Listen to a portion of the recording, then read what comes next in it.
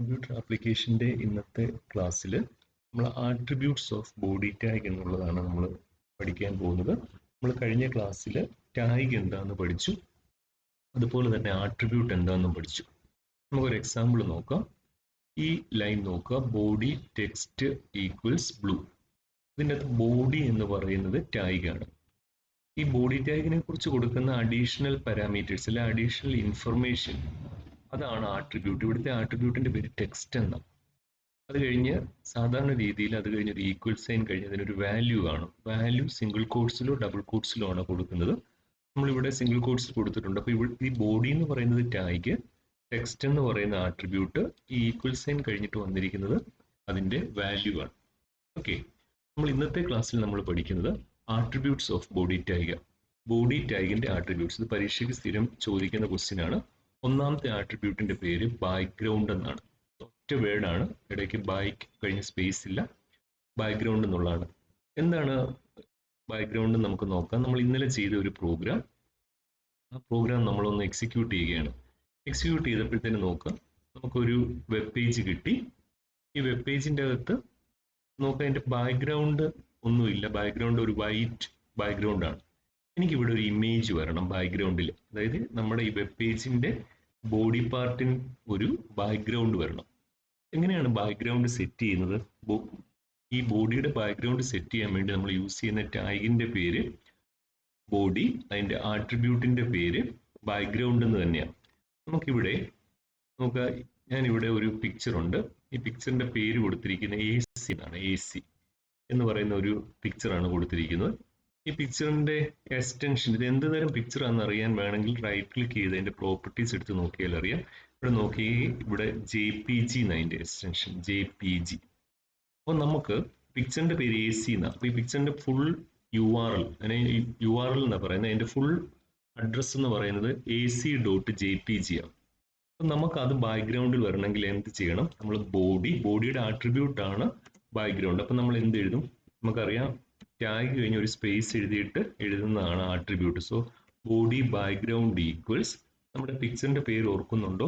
AC.jpg എന്ന് എഴുതി. Okay, എന്നിട്ട് ഇത് സേവ് ചെയ്യുക, എന്നിട്ട് എക്സിക്യൂട്ട് ചെയ്യുക. ഇപ്പം നമ്മൾ നോക്കിക്കേ, നമ്മുടെ പിക്ചർ നമ്മുടെ ബാക്ക്ഗ്രൗണ്ടിൽ വന്നിട്ടുണ്ട്. നമ്മൾ നോക്കിയാൽ അറിയാം, ഇതായിരുന്നു ആ പിക്ചർ. ആ പിക്ചർ ബാക്ക്ഗ്രൗണ്ടിൽ വന്നിട്ടുണ്ട്. നമ്മൾ എഴുതിയ ടെക്സ്റ്റും അവിടെ ഉണ്ട്. അതിന്റെ കോഡും നോക്കിക്കേ, നോക്കുക, നമ്മൾ എഴുതിയ ബാക്ക്ഗ്രൗണ്ട് അവിടെ വന്നു. ടെക്സ്റ്റ് ബ്ലൂ കളറിലായിരുന്നു, അതും അവിടെ വന്നിട്ടുണ്ട്. അപ്പോൾ ഇങ്ങനെയാണ് നമ്മൾ ഒരു ബോഡിയിൽ ഒരു ബാക്ക്ഗ്രൗണ്ട് സെറ്റ് ചെയ്യുന്നത്. നമുക്ക് വേറൊരു എക്സാമ്പിൾ നോക്കാം. നമുക്കിവിടെ സ്കൂളിന്റെ ഒരു പടമുണ്ട്. ഇത് നമുക്ക് ബാക്ക്ഗ്രൗണ്ടിൽ വരണം. ഈ പടം തീരെ ചെറുതാണ്, നമുക്ക് നോക്കിയാൽ അറിയാം. ചെറുതായതുകൊണ്ട് ഇത് ആ ഫുൾ പേജിന്റെ അകത്ത് നിറഞ്ഞ് പല പല ഭാഗങ്ങളായിട്ട്, അതിന് ടൈൽ എന്നാ പറയുന്നത്, ടൈലായിട്ട് നിൽക്കും. നേരത്തെ പിക്ചർ വലിയൊരു പിക്ചർ ആയിരുന്നു. അപ്പൊ ഈ പിക്ചറിന്റെ ഫുൾ പാത്ത് അറിയാൻ, അതിന്റെ ഫുൾ അഡ്രസ് അറിയാൻ എന്ത് ചെയ്യണം? റൈറ്റ് ക്ലിക്ക് ചെയ്യുക, അതിന്റെ പ്രോപ്പർട്ടീസ് എടുക്കുക. അതിന്റെ പ്രോപ്പർട്ടീസ് ഇവിടെ കൊടുത്തിരിക്കുന്നത് CMS എന്നാണ് ഫയലിന്റെ പേര്, .jpeg എന്നാണ്. അപ്പൊ നമ്മളത് എന്ത് ചെയ്യണം? നമുക്കത് ബാക്ക്ഗ്രൗണ്ട് ആയിട്ട് കിട്ടണമെന്നുണ്ടെങ്കിൽ നമ്മൾ അതിന്റെ പേര് കൊടുത്തത് സ്കൂൾ CMS എന്നായിരുന്നു. അപ്പൊ നമ്മൾ ഇവിടെ CMS JPEG എന്ന് അതിന്റെ എക്സ്റ്റൻഷൻ കിടക്കുന്നത്, JPEG എന്ന് കൊടുക്കുക, സേവ് ചെയ്യുക, എക്സിക്യൂട്ട് ചെയ്യുക. അപ്പൊ നമ്മൾ നോക്കിയാൽ അറിയാം, അതൊരു ചെറിയ പിക്ചർ ആയത് കണ്ടോ. അതുകൊണ്ട് ഇത് ഈ വെബ് പേജിന്റെ അകത്ത് പല പല ഭാഗങ്ങളായിട്ട് അത് വന്നു. ഇതിനെ ടൈൽ എന്നാണ് പറയുന്നത്. ഫസ്റ്റ് ടൈല്, സെക്കൻഡ് ടൈൽ, അങ്ങനെ ഇത് പല ടൈലുകളായിട്ട് ഇത് ഈ വെബ് പേജിന്റെ അകത്ത് നിറഞ്ഞു നിൽക്കുന്നു. ഓക്കെ, ഇനി ശ്രദ്ധിക്കേണ്ട ഒരു കാര്യം, നമ്മുടെ ഈ വെബ് പേജിന്റെ പേരെന്താ? ഇതിന്റെ പേര് page.html എന്നാണ്. page.html. അത് സേവ് ചെയ്തേക്കുന്നത് എവിടാണ്? നോക്കിക്കേ, അത് സേവ് ചെയ്തിരിക്കുന്നത് page.html തന്നെ ഇവിടെ. നമ്മുടെ വെബ് പേജും ഡെസ്ക്ടോപ്പിൽ സേവ് ചെയ്തു. നമുക്ക് അതിൻ്റെ അകത്ത് കാണേണ്ട പിക്ചറും ഇവിടെ തന്നെ സേവ് ചെയ്തേക്കും.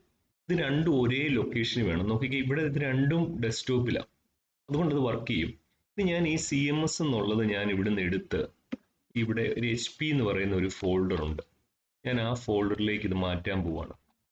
ഇത് ഞാൻ ഇവിടുന്ന് കോപ്പി ചെയ്ത് HP എന്നുള്ളതിൻ്റെ അകത്തേക്ക് കൊണ്ടുപോയി വെച്ചിരിക്കുകയാണ്.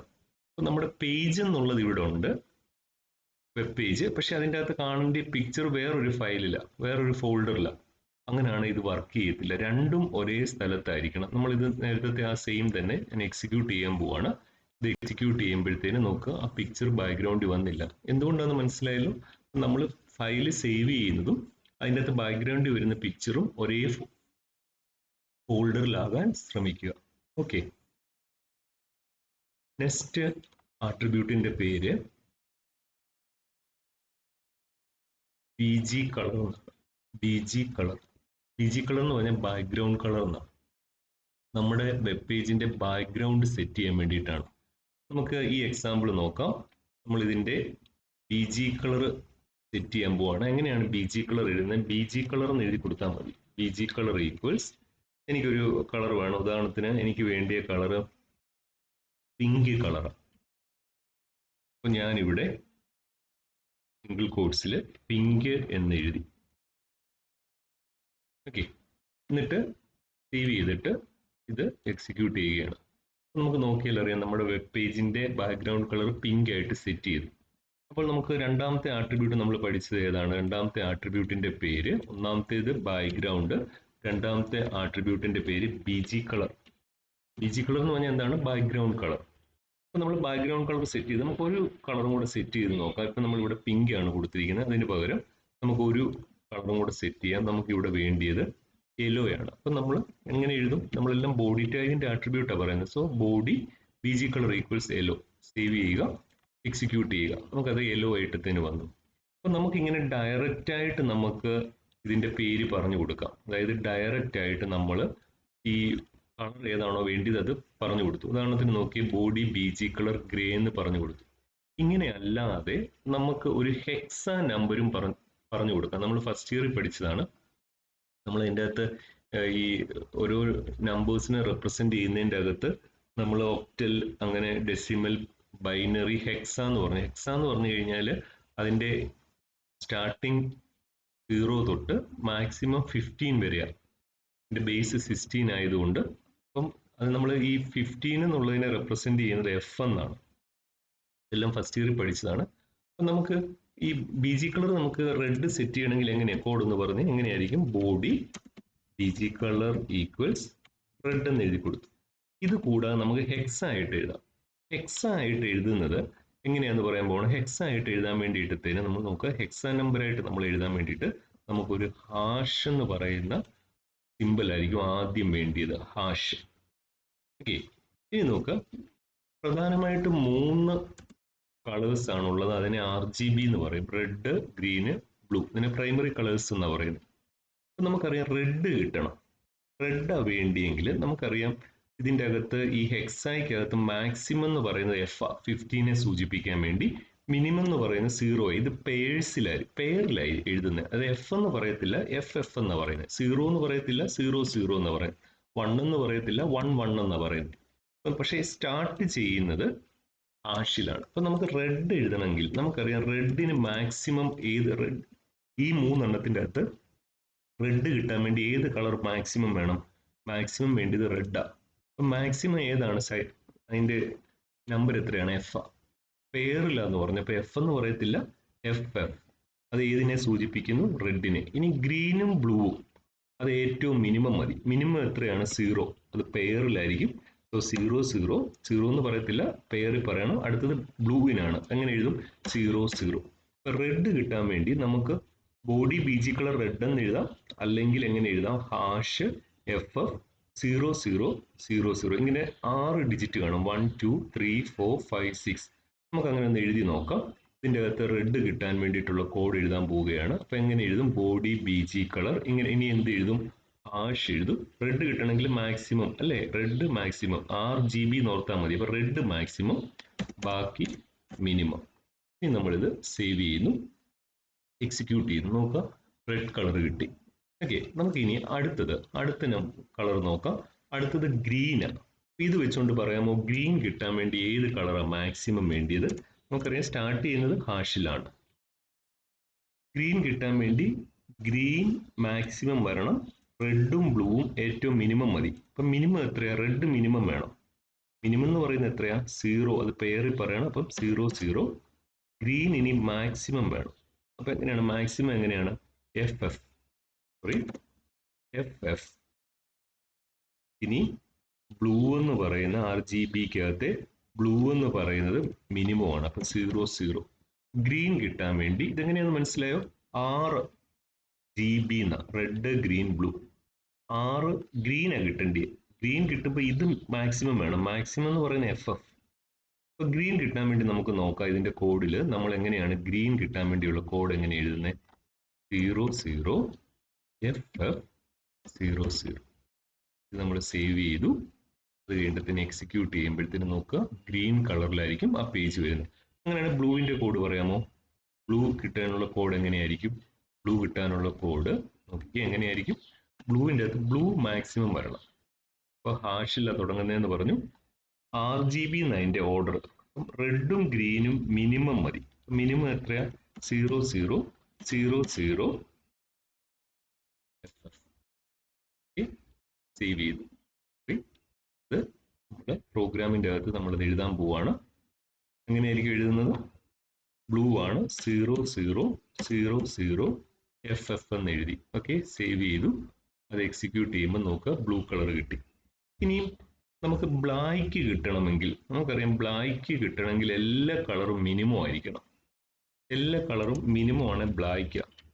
അപ്പൊ അതെന്തായിരിക്കും? ഹാഷ് 0 0 0 0 0 0. ഇനി വൈറ്റ് എന്ന് പറഞ്ഞ എല്ലാ കളറും മാക്സിമം ആയിരിക്കും. അതെങ്ങനെയായിരിക്കും? Hash FF FF FF. നമുക്കൊന്ന് വേണമെങ്കിൽ ഒരു ബ്ലാക്കിന്റെ ചെയ്ത് നോക്കാം. എങ്ങനെയായിരിക്കും? ഹാഷ് ഇവിടെ എല്ലാം മിനിമം ആയിരിക്കും, 0 0. ഇത് സേവ് ചെയ്തിട്ട് എക്സിക്യൂട്ട് ചെയ്ത് കഴിഞ്ഞാൽ നോക്കുക, നമ്മുടെ ആ എഴുതിയിരിക്കുന്ന ടെക്സ്റ്റ് അവിടെ ഉണ്ട്. പക്ഷെ ബ്ലാക്ക് കളറാണ് ബാക്ക്ഗ്രൗണ്ട് ആയതുകൊണ്ട് അത് നമുക്ക് കാണത്തില്ലെന്നേ ഉള്ളൂ. വൈറ്റ് ആണെന്നുണ്ടെങ്കിൽ എല്ലാം മാക്സിമത്തിലായിരിക്കും. FF FF FF എന്നായിരിക്കും. ഓക്കെ, ഇതാണ് രണ്ടാമത്തെ ആട്രിബ്യൂട്ട്. രണ്ടാമത്തെ ആട്രിബ്യൂട്ടിന്റെ പേര് ബാക്ക്ഗ്രൗണ്ട് ആണ്. സോറി, രണ്ടാമത്തെ ആട്രിബ്യൂട്ടിന്റെ പേര് BG കളർ. സോ നമ്മൾ ബാക്ക്ഗ്രൗണ്ട് പറഞ്ഞു, BG കളർ പറഞ്ഞു. കുറെ ഹെക്സാ നമ്പർ ആണ്. ബ്ലാക്ക് നമ്മൾ പറഞ്ഞു എല്ലാം 0, റെഡിന്റെ പറഞ്ഞു, ഗ്രീൻ പറഞ്ഞു, ബ്ലൂ പറഞ്ഞു. യെല്ലോ ആണെങ്കിൽ ആദ്യത്തെ രണ്ട് കളർ, അതായത് റെഡും ഗ്രീനും മാക്സിമം, ബ്ലൂ എന്നുള്ളത് മിനിമം ആയിരിക്കണം. അങ്ങനെ അത് ചെയ്യാം. ഓക്കെ, അടുത്ത ടെക്സ്റ്റ്. ടെക്സ്റ്റ് എന്ന് പറഞ്ഞു കഴിഞ്ഞാൽ നമ്മുടെ ഇതിന്റെ അകത്തെ വെബ് പേജിന്റെ അകത്ത് ടെക്സ്റ്റ് എങ്ങനെ കാണണം എന്നാ. നമുക്ക് ഈ BG കളർ നമുക്ക് സാധാരണ രീതിയിൽ തന്നെ എഴുതാം. BG കളർ നമുക്ക് ഗ്രീൻ ആക്കാം. ഓക്കെ, അപ്പൊ എങ്ങനെ എഴുതുന്നത്? BG കളർ ഗ്രീൻ എന്ന് എഴുതി. ഓക്കെ, ഇനി നമ്മൾ ഇത് സേവ് ചെയ്തിട്ട് ഇത് എക്സിക്യൂട്ട് ചെയ്യുമ്പോൾ നോക്കുക, ഇതിന്റെ അകത്ത് കണ്ടോ നോർമൽ ആയിട്ട് അതിന്റെ ടെക്സ്റ്റിന്റെ കളർ ബ്ലാക്ക് ആണ്. നിങ്ങളോട് നോക്കിയാൽ അറിയാം ബ്ലാക്ക്. എനിക്ക് ഇതൊരു യെല്ലോ കളറിൽ കാണണം ഈ ടെക്സ്റ്റ്. അപ്പൊ അതിന്റെ കോഡ് എങ്ങനെ എഴുതും? അതിന്റെ കോഡ് എഴുതുന്നത് ടെക്സ്റ്റ് എന്ന് പറയുന്ന ആട്രിബ്യൂട്ട്. ടെക്സ്റ്റ് ഈക്വൽസ്, നമുക്ക് വേണ്ടിയ കളർ പറഞ്ഞു കൊടുത്താൽ മതി. ടെക്സ്റ്റ് ഈക്വൽസ്, നമുക്ക് വേണ്ടിയത് യെല്ലോ ആണെങ്കിൽ യെല്ലോ എന്ന് ഇങ്ങനെ എഴുതി കൊടുത്താൽ മതി. സേവ് ചെയ്യുക, എക്സിക്യൂട്ട് ചെയ്യുക. നോക്കുക, ഇപ്പോൾ നമ്മുടെ ടെക്സ്റ്റിന്റെ കളർ യെല്ലോ ആയി. നമുക്ക് ഈ ടെക്സ്റ്റിന്റെ കളർ ഇങ്ങനെ നേരിട്ട് ഇങ്ങനെ പറഞ്ഞു കൊടുക്കാം. എക്സാക്ട് കളർ പറഞ്ഞു കൊടുക്കാം, അല്ലെ ഹെക്സ പറഞ്ഞു കൊടുക്കാം. ഹെക്സ ആണ് നമുക്ക് ഇത് ബ്ലൂ ആകണം. ഹെക്സായി പറയാമോ എങ്ങനെയാണ് ബ്ലൂ ആകുന്നതെന്ന്? നമുക്കറിയാം ഹാഷ് ബ്ലൂ ആണ് വേണ്ടിയത്. അപ്പം RGB. അപ്പൊ എങ്ങനെയാണ്? FF 0 0 0 0 FF RGB, blue colour maximum. അപ്പൊ നമ്മളിത് സേവ് ചെയ്തു, എക്സിക്യൂട്ട് ചെയ്യുകയാണ്. നോക്കുക, ബ്ലൂ കളറിലാണ് ഇപ്പോൾ അത് ടെക്സ്റ്റ് അവിടെ അപ്പിയർ ചെയ്തിരിക്കുന്നത്. ഓക്കെ, ഇനി അടുത്തത് നമ്മൾ ടെക്സ്റ്റ് പറഞ്ഞു. അടുത്ത link, A link, B link. നമ്മൾ ഈ ലിങ്ക് എന്ന് പറഞ്ഞാൽ ഹൈപ്പർ ലിങ്ക് എന്നാണ്. നമുക്ക് ഈ നമ്മൾ HTML പഠിക്കുമ്പോൾ തന്നെ ഹൈപ്പർ ടെക്സ്റ്റ് എന്ന് പറഞ്ഞ് ഹൈപ്പർ ലിങ്ക് ഒക്കെ എന്താണെന്നുള്ളത് നമ്മൾ ഈ ചാപ്റ്ററിന്റെ കുറച്ചും കൂടെ ഒരു സെക്ഷനിൽ കുറച്ചും കൂടെ കഴിയുമ്പോൾ നമ്മൾ പഠിക്കും. നമുക്കിപ്പോൾ ഇവിടെ നോക്കേണ്ടത്, നമുക്ക് തിയറി ആയിട്ട് അങ്ങ് പറഞ്ഞു പോവാം. Link, A link, B link. Link, A link എന്ന് പറഞ്ഞാൽ ആക്റ്റീവ് ലിങ്ക് എന്നാണ്. B ലിങ്ക് എന്ന് പറഞ്ഞാൽ വിസിറ്റഡ് ലിങ്ക് എന്നാണ്. നമുക്കൊരു എക്സാമ്പിൾ നോക്കാം. നമ്മൾ ഇവിടെ നമ്മളിപ്പോൾ സ്കൂളിന്റെ ഒരു ഇതാണ് എടുത്തിരിക്കുന്നത്. നമ്മൾ സ്കൂളിന്റെ, നമുക്ക് ഗവൺമെന്റിന്റെ ഒരു സൈറ്റ് എടുക്കാം. Kerala government. Kerala government official പേജിലേക്ക് പോവാണ്. ഇവിടെ നിങ്ങൾ ഈ മൗസിന്റെ പോയിന്റർ കണ്ടോ? ഈ മൗസിന്റെ പോയിന്റർ കൊണ്ടുപോയിട്ട് ഇങ്ങനെ ഈ കൈ ചൂണ്ടുന്ന പോലത്തെ ആ എംബ്ലം വന്നു കഴിഞ്ഞാൽ അതൊരു ലിങ്കിലേക്ക് പോകുന്നതാണ്. അവിടെ ക്ലിക്ക് ചെയ്ത് കഴിഞ്ഞാൽ വേറൊരിടത്തോട്ട് പോകുന്നതാണ്, വേറൊരു സെക്ഷനിലേക്ക്. നമുക്ക് ഞാൻ ഇവിടെ ക്ലിക്ക് ചെയ്തപ്പോഴത്തേന് അത് വേറെ ഒരു ഭാഗത്തേക്കാണ് പോയത് കണ്ടോ, വേറൊരു പേജ്. ഡിപ്പാർട്ട്മെന്റ് ക്ലിക്ക് ചെയ്യുമ്പോഴും കണ്ടോ, ഇവിടെ മൗസിന്റെ സാധാരണ പോയിന്റർ ആണ്. ഇവിടെ ക്ലിക്ക് ചെയ്യുമ്പോൾ ഇതൊരു ലിങ്ക് ഉണ്ടെന്ന് അർത്ഥം, അതായത് കണക്ട് ചെയ്ത് വേറൊരു പേജ് ഉണ്ടെന്നാണ്. അപ്പം ഡിപ്പാർട്ട്മെന്റ് ക്ലിക്ക് ചെയ്യുമ്പോൾ ഡിപ്പാർട്ട്മെന്റിലേക്ക് പോകും. അതിൻ്റെ അകത്ത് പല ഡിപ്പാർട്ട്മെന്റ് പിന്നെയും ഉണ്ട്. ഇങ്ങനെ പല പല ഭാഗങ്ങളിലേക്കായിരിക്കും അത് പോകുന്നത്. അപ്പം എന്താണ് നമ്മളിവിടെ പറഞ്ഞ ലിങ്ക് എന്ന് പറഞ്ഞു കഴിഞ്ഞാൽ hyperlink is an element ആകാം, ഒരു text or an image that we can click on. നമുക്ക് ഇതുപോലെ ക്ലിക്ക് ചെയ്യാവുന്നതാണ്. And jump into another document or another section of the same document. അപ്പം നമ്മൾ ഒരു വെബ് പേജിന്റെ അകത്ത് നിന്നിട്ട്, നമ്മളിപ്പോൾ എക്സാമ്പിൾ കണ്ടു, നമ്മൾ വെബ് പേജിന്റെ അകത്ത് നിന്നിട്ട് ചിലപ്പോൾ ഒരു ഇമേജ് ക്ലിക്ക് ചെയ്താൽ നമ്മൾ ഒരു പേജിലേക്ക് പോകുമായിരിക്കും. അല്ലെങ്കിൽ നമ്മൾക്ക് ഒരു ടെക്സ്റ്റ് കാണും, അത് ക്ലിക്ക് ചെയ്യുമ്പോൾ വേറൊരു സെക്ഷനിലേക്ക് പോകും. അതിനെയാണ് ഹൈപ്പർ ലിങ്ക് എന്ന് പറയുന്നത്. So hyperlink is an element. അതൊരു ടെക്സ്റ്റ് ആകാം അല്ലെങ്കിൽ ഒരു ഇമേജ് ആകാം, that we can click on. നമുക്കത് ക്ലിക്ക് ചെയ്യാം. ക്ലിക്ക് ചെയ്യുമ്പോൾ എന്ത് പറ്റും? Jump into another document.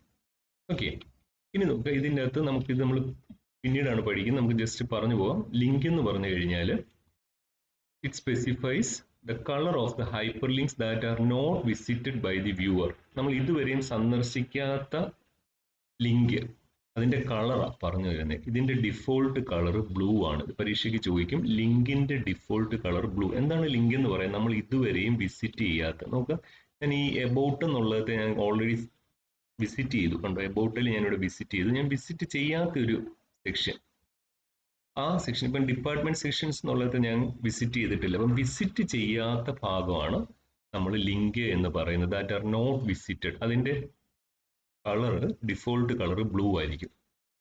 A link എന്ന് പറഞ്ഞു കഴിഞ്ഞാൽ ആക്റ്റീവ് ഹൈപ്പർ ലിങ്ക് എന്നാണ്. നമ്മൾ മൗസ് കൊണ്ടുപോയി അതേ ക്ലിക്ക് ചെയ്യുമ്പോൾ, ഒരു ലിങ്കെ കൊണ്ടുപോയി ക്ലിക്ക് ചെയ്യുമ്പോഴാണ് ഒരു ലിങ്ക് ആക്റ്റീവ് ആകുന്നത്. ഇതിന്റെ ഡിഫോൾട്ട് കളർ ഗ്രീൻ ആയിരിക്കും. അടുത്ത വി ലിങ്ക്, നമ്മൾ ഓൾറെഡി സന്ദർശിച്ചു കഴിഞ്ഞ, വി ലിങ്ക് എന്ന് വി എന്ന് സൂചിപ്പിക്കുന്നത് തന്നെ വിസിറ്റഡ് എന്നാണ്. നമ്മൾ ഓൾറെഡി സന്ദർശിച്ച ഒരു സൈറ്റ് റെപ്രസെന്റ് ചെയ്യാനാണ് വി ലിങ്ക്. വി ലിങ്കിന്റെ ഡിഫോൾട്ട് കളർ പർപ്പിൾ ആയിരിക്കും. നമ്മളിത് ലേറ്റർ സെക്ഷനിൽ നമ്മൾ ഒന്നും കൂടെ നമുക്ക് നോക്കും. അപ്പോൾ ലിങ്കിന്റെ ഇവിടെ നമ്മൾ 3 കാര്യങ്ങളാണ് പഠിച്ചത്: link, A link, B link. Link എന്ന് പറഞ്ഞു കഴിഞ്ഞാൽ വിസിറ്റ് ചെയ്യാത്തതാണ്, വ്യൂവർ ഇതുവരെയും വിസിറ്റ് ചെയ്യാത്ത ലിങ്കാണ്. അതിന്റെ ഡിഫോൾട്ട് കളർ ബ്ലൂ ആണ്. എ ലിങ്ക് എന്ന് പറഞ്ഞു കഴിഞ്ഞാൽ മൗസ് കൊണ്ടുപോയിട്ട് ആ ലിങ്ക് ക്ലിക്ക് ചെയ്ത് ആക്റ്റീവ് ആക്കിയിരിക്കുന്ന ലിങ്കാണ്. അതിന്റെ ഡിഫോൾട്ട് കളർ ഗ്രീൻ ആണ്. ബി ലിങ്ക് എന്ന് പറഞ്ഞാൽ ഓൾറെഡി വിസിറ്റ് ചെയ്ത ലിങ്കാണ്. അതിന്റെ ഡിഫോൾട്ട് കളർ പർപ്പിൾ ആണ്. ഇനി left margin and top margin. Left മാർജിനും ടോപ്പ് മാർജിൻ എന്ന് പറഞ്ഞു കഴിഞ്ഞാൽ നമുക്ക് ഒരു വെബ് പേജിന്റെ അകത്ത് നമുക്ക് ലെഫ്റ്റിൽ നിന്നും ടോപ്പിൽ നിന്നും കുറെ സ്പേസ് മാറി നമുക്ക് കണ്ടന്റ് എഴുതാൻ പറ്റും. അപ്പോൾ ഇതിന്റെ വാല്യൂസ് നമ്മൾ ഇങ്ങനെയാണ് പറഞ്ഞു കൊടുക്കുന്നത്. ഈ വാല്യൂസിന് നമ്മൾ കൊടുക്കുന്ന ഈ വാല്യൂസിന് പിക്സൽ എന്നാണ് പറയുന്നത്.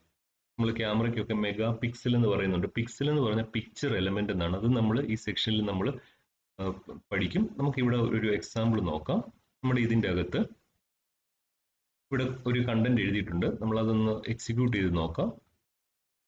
ഇവിടെ എനിക്ക് ഇവിടെ നിന്ന് കുറച്ചും കൂടെ മാറി വേണം ഈ കണ്ടന്റ് വരാൻ. ലെഫ്റ്റിൽ നിന്ന് കുറച്ചും കൂടെ മാറി നിൽക്കണം. അപ്പൊ നമ്മൾ ലെഫ്റ്റ് മാർജിൻ എന്നുള്ളത് എഴുതും. എവിടെയാണ് നമ്മൾ എഴുതുന്നത്? ഇവിടെ എഴുതും. നമ്മളിവിടെ ലെഫ്റ്റ് മാർജിൻ ഈക്വൽസ് ഒരു വാല്യൂ ആണ്. ആ വാല്യൂന്റെ അളവ് പിക്സലില്ല. ഞാൻ ഈ പിക്സൽ എന്നൊക്കെ ഉള്ളത് നമ്മൾ പിന്നീട് നമ്മൾ പറയും. ഇപ്പൊ 70 പിക്സൽ മാറി നിൽക്കണം. ഞാനിത് സേവ് ചെയ്തിട്ട് ഇത് എക്സിക്യൂട്ട് ചെയ്യുമ്പം നോക്കിക്കേ, ഇവിടെ നിന്ന് 70 പിക്സൽ എന്ന് പറഞ്ഞാൽ ഏകദേശം ഇത്രയും സ്പേസ് മാറി എങ്ങോട്ട് വന്ന് മാർജിനിൽ നിന്ന്, ലെഫ്റ്റ് മാർജിനിൽ നിന്ന് 70 പിക്സൽ മാറി ഇപ്പം കണ്ടന്റ്. നേരത്തെ അത് ഇവിടുന്ന് തുടങ്ങിയല്ലോ. ഇനി ടോപ്പിൽ നിന്ന് കുറച്ചും കൂടെ താഴേക്ക് എനിക്കത് കാണണം. അതിന് വേണ്ടിയിട്ടുള്ളത് എന്താണെന്ന് വെച്ച് കഴിഞ്ഞാൽ ടോപ്പ് മാർജിൻ ആണ്. അപ്പം നമ്മൾ ഈ 2 സെക്ഷൻ കാര്യങ്ങളാണ് നമ്മൾ പഠിക്കുന്നത്. ഏതൊക്കെയാണ്? ഒന്ന് ലെഫ്റ്റ് മാർജിനും, 2 ടോപ്പ് മാർജിനും. അപ്പം ടോപ്പ് മാർജിൻ എഴുതി കൊടുക്കുന്നത് എങ്ങനെയായിരിക്കും? ഇവിടെ ലെഫ്റ്റിന് പകരം ഇവിടെ നമ്മൾ ടോപ്പ് മാർജിൻ എന്ന് എഴുതി കൊടുത്തു. ഇത് സേവ് ചെയ്യുന്നു. എക്സിക്യൂട്ട് ചെയ്ത് കഴിഞ്ഞാൽ നമുക്കറിയാം, കണ്ടോ, ടോപ്പിൽ നിന്ന് 70 പിക്സൽ മാറിയ, നമുക്ക് ടോപ്പിൽ നിന്ന് 70 മാറിയും ലെഫ്റ്റിൽ നിന്ന് ഒരു 40 മാറിയും, അങ്ങനെയാണ് നമ്മൾ എങ്ങനെ എഴുതും? ടോപ്പിൽ നിന്ന് 70 മാറിയും ലെഫ്റ്റ് മാർജിനിൽ നിന്ന് ഒരു 40 മാറിയാണെങ്കിൽ നമ്മളിവിടെ 40 എന്ന് എഴുതി. ഓക്കെ, എന്നിട്ട് നമ്മളത് സേവ് ചെയ്തിട്ട് എക്സിക്യൂട്ട് ചെയ്താൽ നോക്കിക്കേ, ലെഫ്റ്റിൽ നിന്ന് 40ഉം ടോപ്പിൽ നിന്ന് 70 പിക്സലും മാറിയാണ്. അപ്പോൾ ഇത്രയാണ് ബോഡി ടാഗിന്റെ ആട്രിബ്യൂട്ട്സ്. നമ്മൾ ഇന്ന് പഠിച്ച ബോഡി ടാഗിന്റെ ആട്രിബ്യൂട്ട്സ് ഏതൊക്കെയാണെന്ന് ഓർക്കുന്നുണ്ടോ? നമ്മൾ പഠിച്ചത് ഒന്ന് ബാക്ക്ഗ്രൗണ്ട്, രണ്ട് BG കളർ, മൂന്നാമത്തെ ഓർക്കുന്നുണ്ടോ? മൂന്നാമത്തേത് ടെക്സ്റ്റ് ആണ്. നാലാമത്തെ ഓർക്കുന്നുണ്ടോ? നാലാമത്തേത് നമ്മളതെല്ലാം കൂടെ ചേർത്താണ് പറഞ്ഞിരിക്കുന്നത്, അതുകൊണ്ട് നമുക്കത് ഒന്നിച്ചതങ്ങ് പറയാം. നമ്മളിവിടെ പറഞ്ഞിരിക്കുന്നത് ടെക്സ്റ്റ് കഴിഞ്ഞിട്ടത്തേന് നമ്മൾ പറഞ്ഞിരിക്കുന്നത് ഇത് മൂന്നും കൂടെ ഒന്നിച്ചങ്ങ് പറയാം. Link, A link, B link. നമുക്കിവിടെ ഒന്നിച്ച് എഴുതാം. ലിങ്ക്, എ ലിങ്ക്, അതുപോലെ തന്നെ ബി ലിങ്ക്. ലാസ്റ്റ് പഠിച്ചത് നമുക്ക് ഒന്നിച്ച് എഴുതാം. അത് ഏതൊക്കെയാണ്? ലെഫ്റ്റ് മാർജിനും ടോപ്പ് മാർജിനും. So what are the attributes of body tag? അങ്ങനെ ഒരു ക്വസ്റ്റ്യൻ ചോദിച്ചു കഴിഞ്ഞാൽ ബോഡി ടാഗിന്റെ ആട്രിബ്യൂട്ട്സ് ഏതൊക്കെയാണ്? Background, BG colour, text, link, A link, B link, left margin, top margin.